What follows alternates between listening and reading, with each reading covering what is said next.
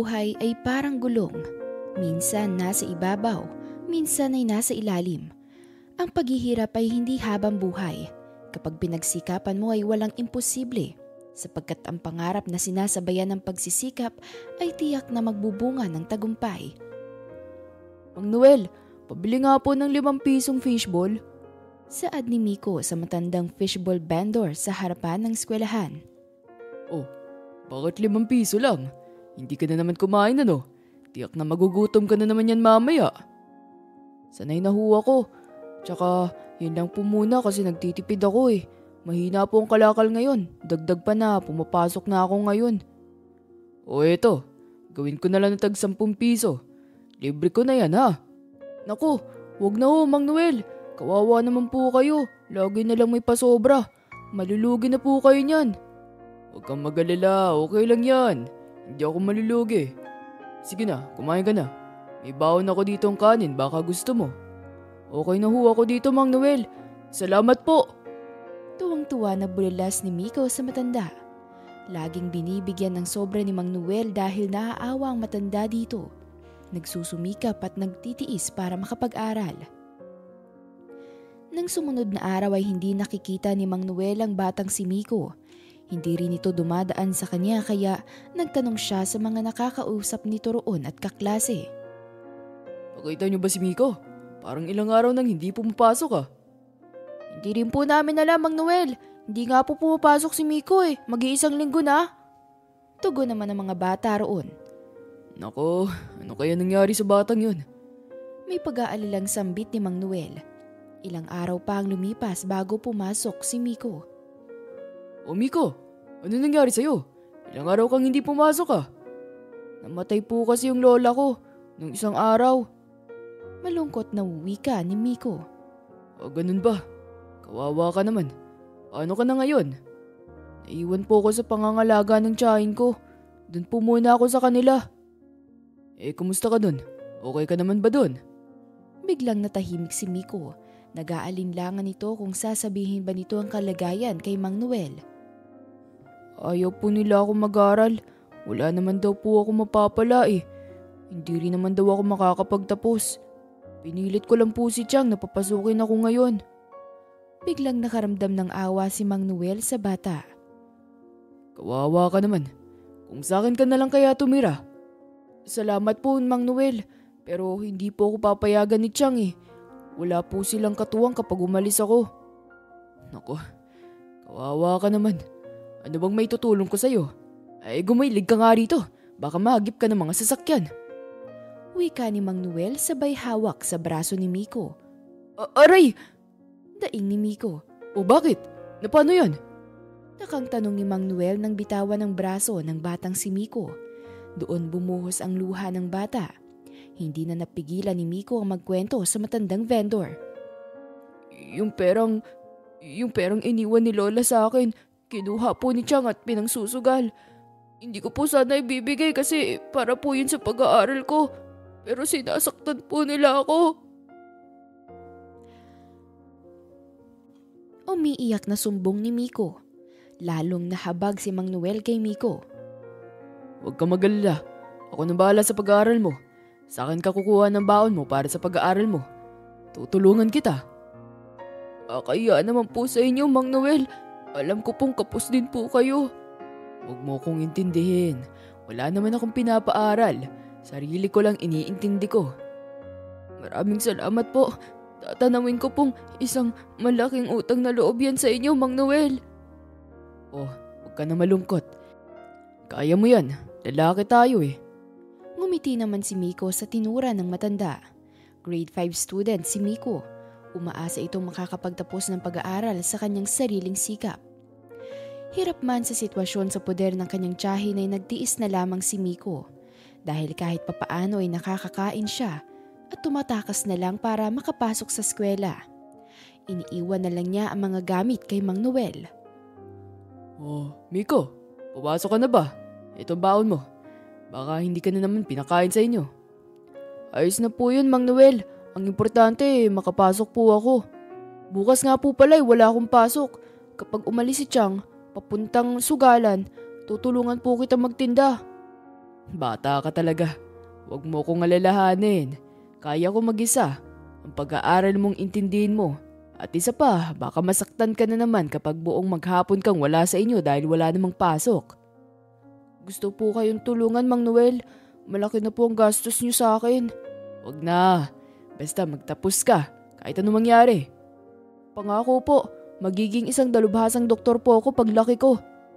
Maganda yan. Kukunin kita bilang personal doktor ko, ha?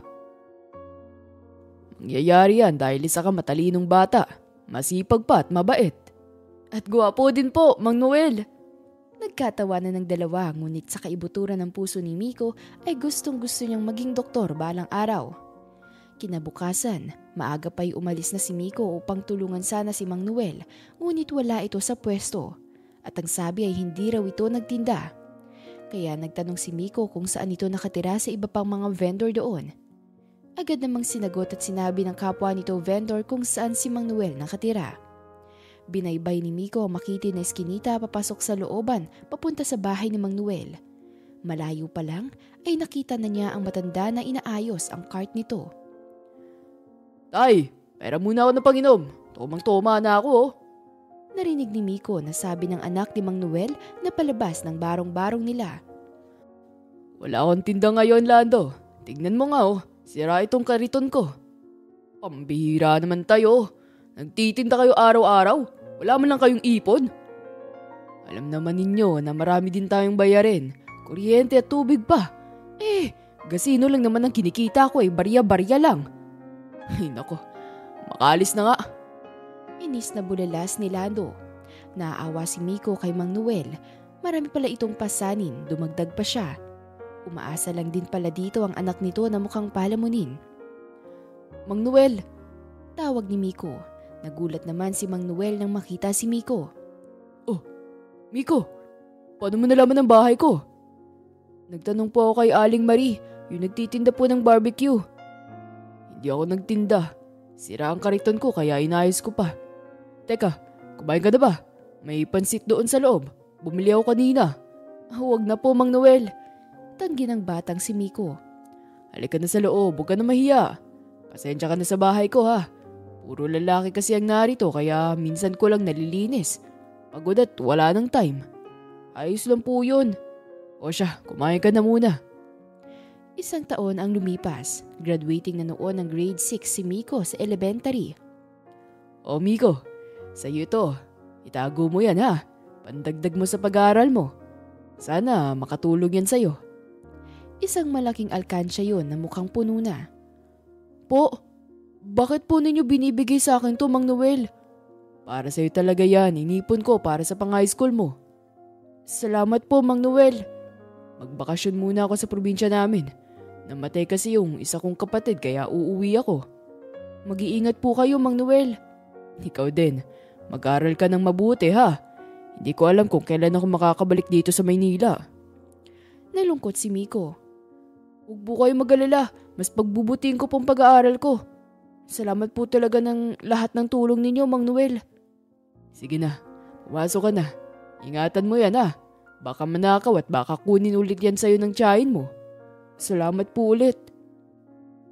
Nang umuwi sa probinsya si Mang Noel, alam ng matanda na hindi na siya babalik pa sa Maynila. Hindi na sinabi kay Miko na wala na siyang matitirhan dito dahil sinunog ng kanyang anak na si Lando ang bahay nila dahil sa impluensya ng ipinagbabawal na gamot. Kaya sa karito natutulog ang matanda. Nang mamatay ang kapatid ni Mang Noel sa probinsya ay napagpasyahan niyang umuwi na lang doon. Nakakulong ang kanyang anak at wala ng dahilan para manatili pa sa Kamaynilaan. Si Miko lamang ang iniisip niya, kaya ang lahat ng kanyang ipon ay ibinigay niya rito bago umuwi sa probinsya. Naging maayos naman ang buhay roon ni Mang Noel. Sa edad niyang 58, kailangan niyang makasagap ng sariwang hangin. Doon na lang siya nagtitinda ng kung ano-ano upang may maibuhay sa sarili. Maraming taon ang lumipas, tumanda at nagkasakit na si Mang Noel. Marahil ay dala na rin ng katandaan. Dalawa na lamang sila ng isa pa niyang kapatid ang nabubuhay na mas bata lang sa kanya ng 5 taon. Anong nararamdaman mo? Kanina pa hindi may pintang mukha mo riyan, Kuya Noel, ah. Puna ng kapatid ni Mang Noel na si Antonio na kasama niya sa bahay. Sumasakit na ang pagsakit ng dibdib ko. Masakit na rin kapag umuubo ako. Sabi ko naman sa'yo magpa-check up ka na. May medical mission sa barangay hall bukas ng umaga. Libre naman yun. Pumunta na tayo ron para maipatingin mo na rin yung karamdaman mo. Matagal mo nang iniinda yan. Alam mo naman kapos tayo sa pera. Matatanda na tayo at hindi na kayang magtrabaho pa. Kaya nga sabi ko sa'yo, pumunta tayo bukas. Siya sige, pumunta tayo bukas. Kinabukasan, maagang pumila si Mang Noel sa barangay hall para sa libreng medical mission. Good morning, Hutay. Ano pong ipapakonsulta ninyo?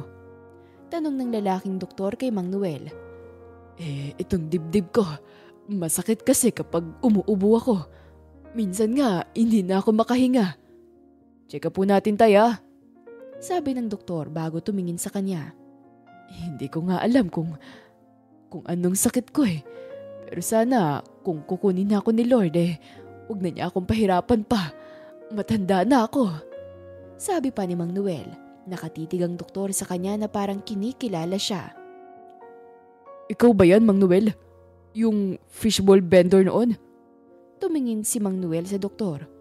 Oo ikaw, sino ka ba? Pasensya ka na ha, malabo ng mata ko.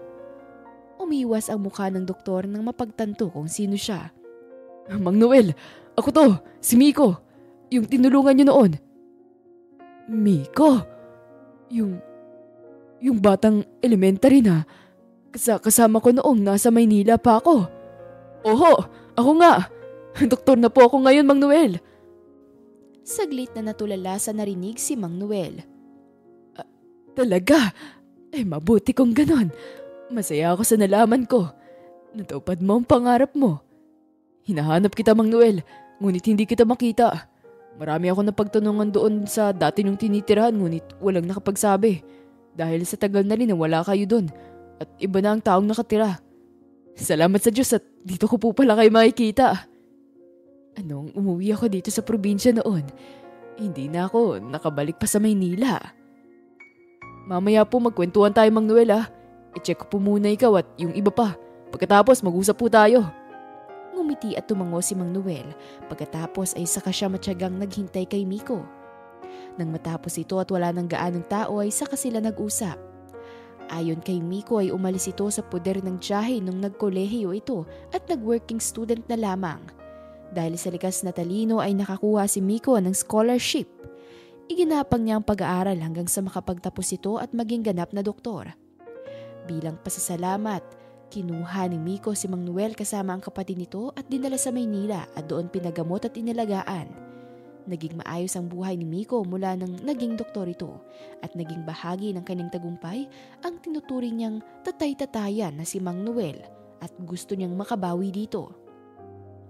Nung una ay tumanggi si Mang Noel dahil magiging pabigat lang siya sa doktor, ngunit dahil mapilit si Miko ay pumayag na rin si Mang Noel. Malaking pasasalamat ni Mang Noel dahil may mga katulad ni Miko na hindi nakakalimot. Sa paglipas ng panahon, sa kabila ng katandaan at nanatiling malakas si Mang Noel dahil na rin sa may nag-aalaga at nagmamahal na doktor sa kanya.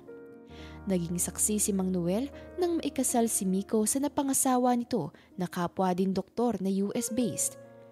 At sana hanggang sa apo niya kay Miko ay maabutan pa niya. Tunay nga na kapag naging mabuti tayo sa ating kapwa ay maibabalik ang lahat ng kabutihan sa atin, hingin man natin o hindi. Hanggang dito na lang ang magandang storya na to. Muli, ako po si Miss Demi. Hanggang sa muli nating mga kwento. Hanggang sa muli. Paalam! Maraming salamat mga kakwentuhan! Huwag niyong kalimutan mag-like at subscribe at pindutin na rin ang notification bell para lagi kayong updated sa ating kwentuhan. Hanggang sa muli, paalam!